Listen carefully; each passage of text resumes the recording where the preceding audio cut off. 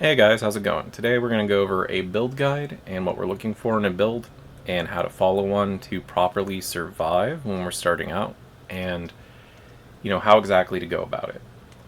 So to start things off, we have four main stats that we're trying to hit, and that is going to be max life, all resistance, armor, and damage reduction. Those four stats are the only things we care about for us to be able to enter a higher torment tier. Now, we do need damage to be able to kill things in that higher torment, but if we have those four stats, doing torments 1 through 3, fairly easy so long as you're just following along with the build. So the most core important factor starting out when you're looking at a build is where is the armor and resistance stats on my gear, where is the damage reduction on my gear, and where is the life on my gear. I need to make sure I have that. So getting started, you see the helm has int max life, resist all, armor, and damage reduction. This is going to be one of the highest survivability increases that we can slot onto this build. So we want to make sure that if we're looking for helms, we find these stats. Now, you're probably going to very easily find like intelligence and max life, right? So if you find a helm that has resist all on it and it's got max life or it has intelligence, we can roll something else off at the enchanter to put on intelligence or max life very easily. The harder thing to do would be to find a piece that only has intelligence and max life and try to roll the resist all. And that's true for a lot of things in a build, especially amulets. So, just in that regard. Now, something else that, happens with this is like the chest piece, for example, is giving us armor. And then we also want to make sure we have the defensive tempers. It's not important that you have your offensive tempers until you have your defensive tempers, because you can't deal damage while you're dead. So you need to make sure, if you're following a build guide, that you have the defensive affixes on the gear, max life, armor, and the tempers, right? In this case, which would be total armor.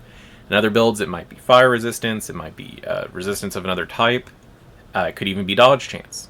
But it is important that you follow the build and get those defensive stats before you ever worry about the offensive stats. We also see that we have Juggernaut's Aspect, which is giving us armor. So that is telling me before I can enter Torment 3, I need to make sure I have that aspect. Same here with Aspect of Hardened Bones. 30% damage reduction. Doesn't have to be max rolled at 30%, but this is telling me I need to have this aspect before I attempt to go into these higher Torment levels. Moving on, we'll start talking about the offensive aspects. Here we see we have reanimation as the aspect, very important that we have that aspect. And then we have crit chance, mage mastery, critical strike damage. Now, if I'm looking at this build, I might not find gloves with mage mastery, it might be hard to find. But the crit chance, even if I don't have the mage mastery, is imperative to start getting this build moving along. Now, if I was just looking for gloves, I would be looking for mage mastery and crit chance. Those are the two things I'd be looking for on this build. And then of course you also want to have the aspect. We don't care about corpse tendril size. That's utility. You're just starting out, don't worry about utility. Moving on down to the pants, we have int max life, skeletal mage mastery. Once again, we're looking at the total armor, because that's the defensive, that's the most important stat. Even if this has nothing else than max life on it, we want pants that have at least max life and total armor on there. If it doesn't have that, we're not wearing it, because right, we have to hit our defensive stats first. And then everything else, the most crucial thing about following a build guide is finding items with the same stats as the build guide.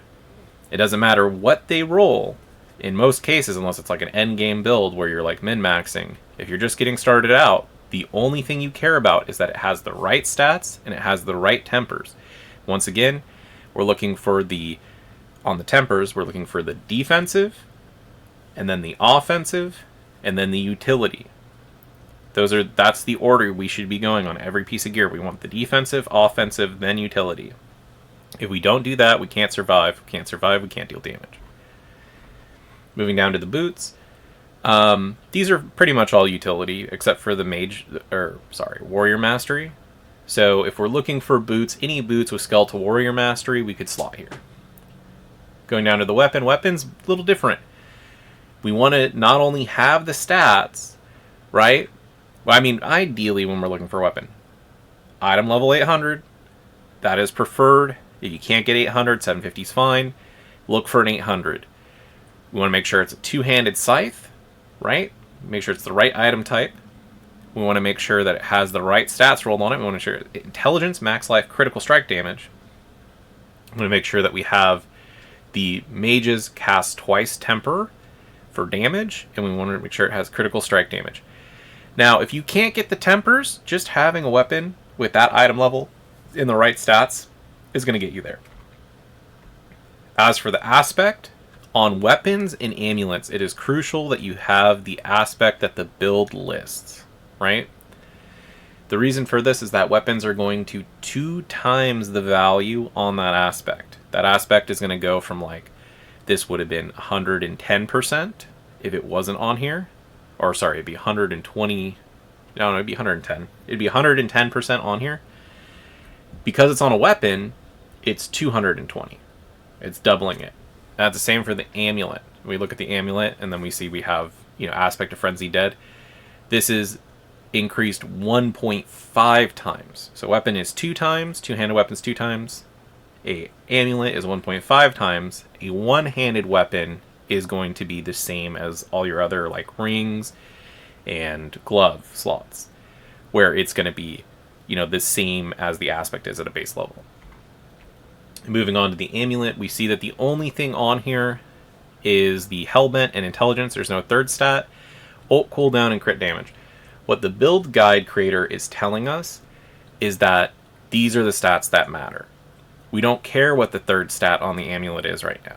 If we get Hellbent and Intelligence and we temper on ult cooldown reduction, that's fantastic. That's enabling the build to function. That's what we're looking for. When we go down to Ring of Mendeln, this is the build enabling unique is what I like to call them. The reason this is the build enabling unique is because all of our damage, besides, misc damage we're doing with other things, is coming from this unique effect. The keyword passive is what is causing us to deal our damage and to be able to clear higher torment levels and the game in general. So until we have this ring, this build is still going to perform. It's probably going to do like Torment 1, Torment 2, but it's not going to really start skyrocketing in like power until we have this unique. This is the build enabling unique. So when we're looking at this, we don't care about any other stat on here except for this keyword passive that says every 6th attack, our minions are going to deal increased damage. We want that to be the highest roll possible. Even if this were to roll 4 GA on it, right? Every stat on here is greater affix.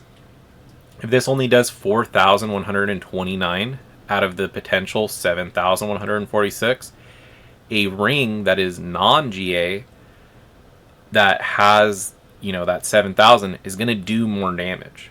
So with like build enabling uniques, if it has a keyword passive on it that is dealing damage, we want to make sure we hit that.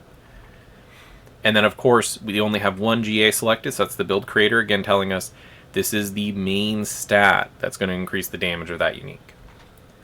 And then moving down here, we have the crit chance again. We want to make sure we have the crit chance for the build to function. We want to make sure we have the ult cooldown for the build to function, and we have the max life. So if we're looking just at rings, we want crit chance, max life, and the temper ult cooldown reduction. That's the build enabling portion of that item. Moving on to the gems, the jewelry, we see we have 2 diamonds and we have a skull. This is to help us hit our resistance and our armor cap. And in this, we only need to be, 750 or above. So we want to make sure that we have the right gems in our gear. If we have the right gems in our gear, the defensive gems, we're going to be able to survive if we follow the build guide. And that's the first thing that's important. Now, talking about aspects, you need to make sure that you have the aspects for the build. Especially, we're going to go defensive first, then we're going to go offensive. Right? Anything that says increased damage, or it says it's an offensive aspect, then, that's going to come after the defensive aspects. If we don't have the defensive aspects, we cannot play the build. And then once we start getting the offensive aspects, we want to make sure we have those offensive aspects in the slots that the build creator shows. And the reason for that is because it is going to help us keep track of what we have and what we don't have. And, you know, like I mentioned earlier with the weapon and the amulet, it's going to make sure that we're putting the right multipliers on the right pieces of gear to get the most out of them. Going into the skill tree, I'm not going to go too in depth here because every build is different. The main thing is you understand why the build creator chose that skill and why not to just, you know, be like, hey, I'm going to put something else here. So for example, Reap is going to give us 15% damage reduction, and it's also going to give us attack speed, and it's also going to create a corpse. Now, for this build to function, we need to be able to hit things with corpse tendrils, and we need to be able to raise skeleton for the priest buff, and to keep our army up. So that's why we take Reap. Pretty simple. The attack speed helps with another, you know, cult leader being active. And, you know, whenever you're just going through the skill tree and you're looking at things, why did the build creator take these things? Why are they using them? And you should follow along until you have enough of an understanding that you can start to tweak things and improve upon it yourself. If you don't have that understanding, you're just going to mess the build up. You're going to be coming and asking us questions. Why isn't this working? Why am I dying? Why am I not doing enough damage? And we're going to say the same thing over and over. Are you following the build guide? If you're not, then there's not much we can do to help you besides to tell you to follow the build guide. For the mercenaries, this is also pretty crucial, especially Rahir. Rahir is going to be the first mercenary you should be trying to level up. He can give you either 15% resistance to all elements, or he can give you 15 additive armor. Both of these are defensives, so like with everything else, we need our defensives before we can get, you know, the rest of our gear along. Otherwise, we can't survive, we can't deal damage. Paragon is the most confusing thing for people starting out. The main thing I can tell you here is that the most important things is that you get your max life, resistance to all nodes, and that you get your glyphs and you activate them. Anything else, like this 10% damage node, right? Well, that's on the way, so it's a bad example. But this 10% damage node is a good example. Not important. This is not important starting out, right? We want to make sure we have the glyph activated through stats. We want to make sure that we have our defensives, resistance, max life. We want to make sure we have our legendary nodes. We can skip a lot of the other things. You know, like the stats are going to unlock some of the rare nodes for us. Like, you know, we need the intelligence. We want to make sure we have enough willpower to eventually unlock this for additional 3% resistance to all elements. But once again, we're trying to hit our defensives before we hit our offensives. If we don't have our defensives, then we're not going to be resist capped, we're not going to be armor capped, we're going to get one shot by everything. We're going to be coming into the Discord, asking why we're being one shot. We're going to tell you it's because you don't have the Paragon needed to unlock these defensives. Now this is only like, I don't know, Paragon 80 if our Renown is done. So, you know, we're not very high up. So if you can't do higher Torment, it's because you don't have the, you know, Paragon points needed. You need 210 Paragon's points. That's actually quite a bit more than 100. But as you're moving along with the build, you want to make sure, you know, like I'm going down the tree, right? So I'm coming up. Okay, I got this glyph. Do I have the 25 dex to unlock it? Yes. Okay, I'm going to move on now. Do I have the legendary node? This huge multiplier. I have it? Yes. Okay, I can move on with the build. Dead Razor is unlocked? Yes. Damage reduction? Defensive stat? Is that unlocked? Yes. Okay, I'll move on with the build. I got resistance to all. I got the glyph. Is it unlocked? Yes. Now, if I were to unlock this glyph and I don't have enough points to move on, am I taking points to damage to elites? No. I'll come back and do that after I've unlocked Amplify. Gonna get the legendary node. We're moving on. Attack speed, very useful. Max life, very useful. Okay. Resistance to all. Armor. This is what we're looking for. Legendary node. Nothing else is being taken in the tree, right? We're moving on. We're going to do this all the way down. We get down here, we have damage reduction, resistance to all elements. This is our first priority. Legendary node, priority, and the glyph is a priority. Nothing else matters until you have your defensives. I cannot hammer that home enough. But, as you're following along with the build, you just want to make sure you're checking these boxes. You're going to, look at it and go, okay, why am I doing this? And you're going to figure that out.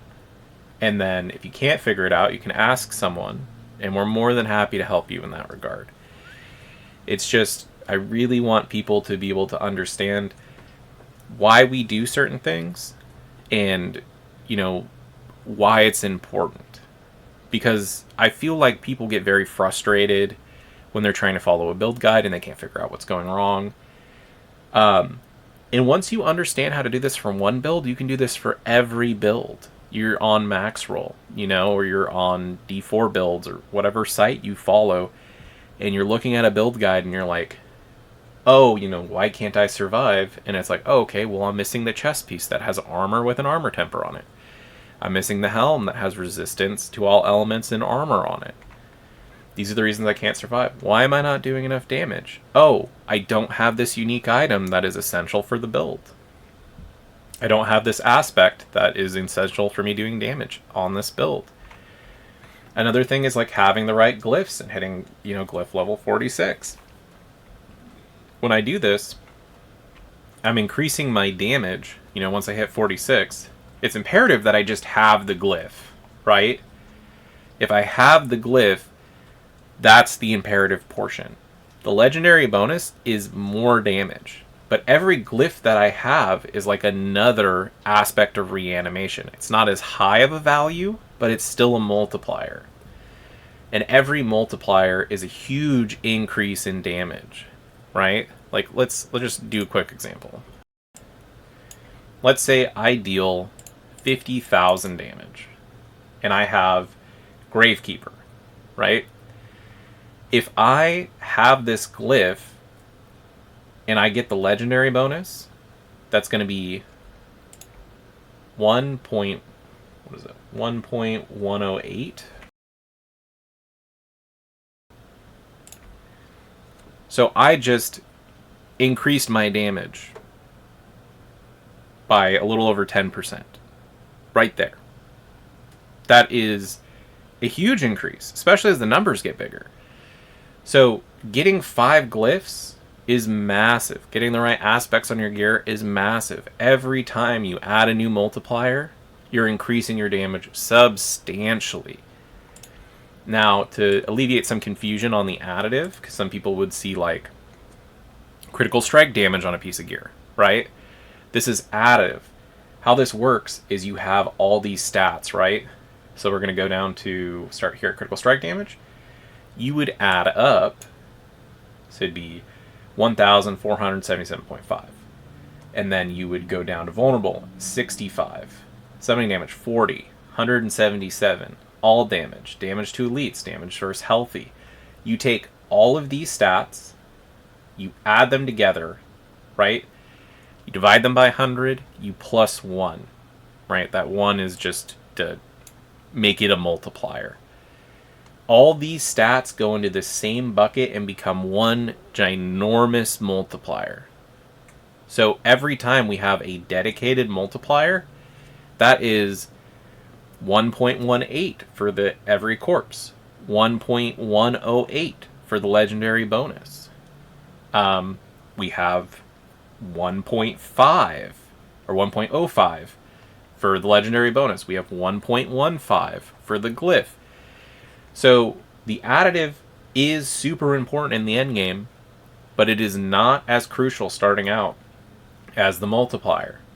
The multipliers in general are always going to give you more damage. You need to make sure you have those to follow the guide properly. I think that about covers it. You want to look for, just to reiterate, you want to look for the right stats on your gear, the right aspects on your gear, the right tempers on your gear. You want to make sure that you're following the same skill tree. You want to make sure that you're following the Paragon board for the defensives, the legendary nodes and the glyphs. Then you're going to go for the legendary bonuses on the glyphs. And you can do this with literally every build in the game. You want to make sure you have the unique enabling build, or the build enabling uniques. And so long as you do this, you can follow any build in the game. You can make any character you want, and it'll perform so long as the build creator is giving you a good build.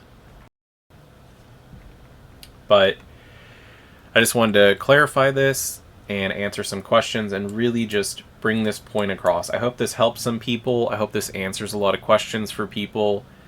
If you guys have any more questions, go ahead and leave it in the comments. Feel free to ask me or DM me, and I'll try to get back to you.